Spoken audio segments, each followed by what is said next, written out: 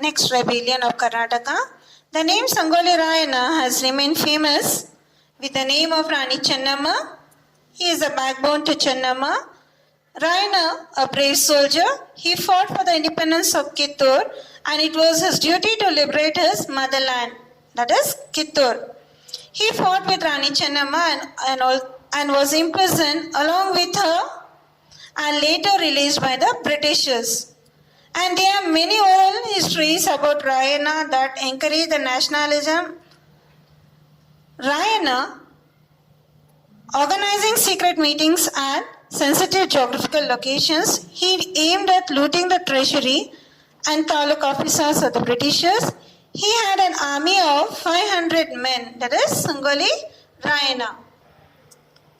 Rayana, he became furious with the villagers who were assisting the British army, and the British thought that Rayana was being instigated by Rani Chennamma. Hence, they Chennamma to Kusugal prison from Bailahongala.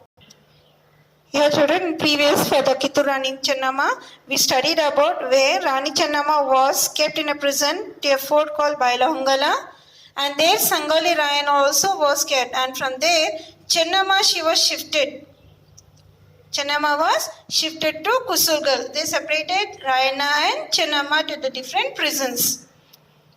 The British, a cunning strategy to capture Rayana, they encouraged the Desai opposing Rani Chennamma, and Alanda called Krishna Raya. He joined with them, and in this Rayana was cunningly captured to a place called Dharwad, and many of his soldiers were surrendered by Britishers.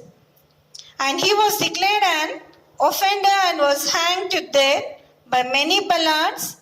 And still we remember the history of Sangoli Rayana, of his bravery, and Rayana alive till today. Now let us study to the next rebellion, that is about Amarasulya, farmers' rebellion. So here children, in this rebellion, Karnataka and the Kodagu regions during 1835 till 1837, the British and the people, they dethroned the rulers of Kodagu, that is in Karnataka, Chikkaveera Rajendra of Haleri dynasty in 1834, and later transferred to Vellore through Bangalore and later to Kashi. And this incident created a political instability in Kodagu. And here a new person, that is called a Swami Apparampura, Kalyana Swami and Puttabasappa, these three people rebelled against this, that is to the farmers' rebellion. And three of them, they declared the part of the Haleri dynasty that ruled to Kodagu.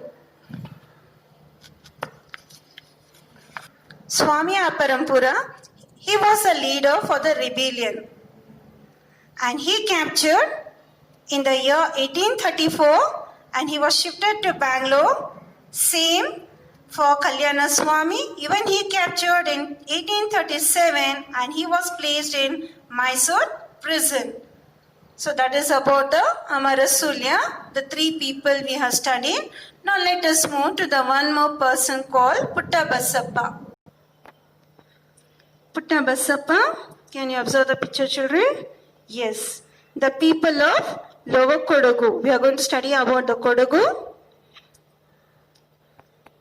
The rebellion, the capture of Kalyana Swami, Sulya, Bellare and Puttur, these are the major places of Kenara region, that is to the Lower Kodagu. And this was a part of Amarasulya. And in this here, an interesting part took place. What is that here? A farmer. He was called a Puttabasappa, and he himself he was known as Kalyana Swami. Puttabasappa, later he said, myself Swami Apparampara. And there was a completely confusion in this. The rebellion, in this Puttabasappa took over the leadership of the rebellion. Puttabasappa himself was the leader of this rebellion. The rebellion started on the hilly region, and this organized ups and downs among the people, the declaration of the tax, that is to the commodity called tobacco and salt, they withdraw this tax on both the commodity, that is salt and tobacco, and they rebelled the government to assume their power. The leader was Puttabasappa. And in this, two types of farmers, that is in the sense that the rich farmers, where they are the landowners, and the local chieftains, these people assured and moved and supported Puttabasappa, and they captured the government office in Bellary, and the first move in this rebellion was Puttabasappa. He was killed, and Alanda, and he was known for his bravery. Further, the popularity of Puttabasappa was known to whole Kodagu region, and this incident gained more support to the rebellion, that is by great rebellion called Puttabasappa. He himself titled as Swami Aparampura. The rebels marched towards Mangalore to capture it, and here the British are the people to engage, and they want fortifying to the fort in Mangalore, and the rebel marched towards Mangalore through Pani Mangalore and Bantwal. And here they looted huge treasury and also the prison of Bantwal.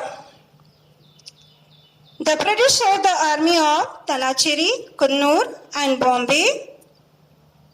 On hearing to the development here about the rebellion took place by Puttabasappa, that his popularity spread it in not only in Kodagu but also in Mangalore. The British are the people to capture with the help of Kodagu people like Puttabasappa, Lakshmappa, Bangarasa, Kidambadi, Ramaya Gowda, Gundemani Ayyappa. These all people were hanged to death, that is by Britishers, because they are the people.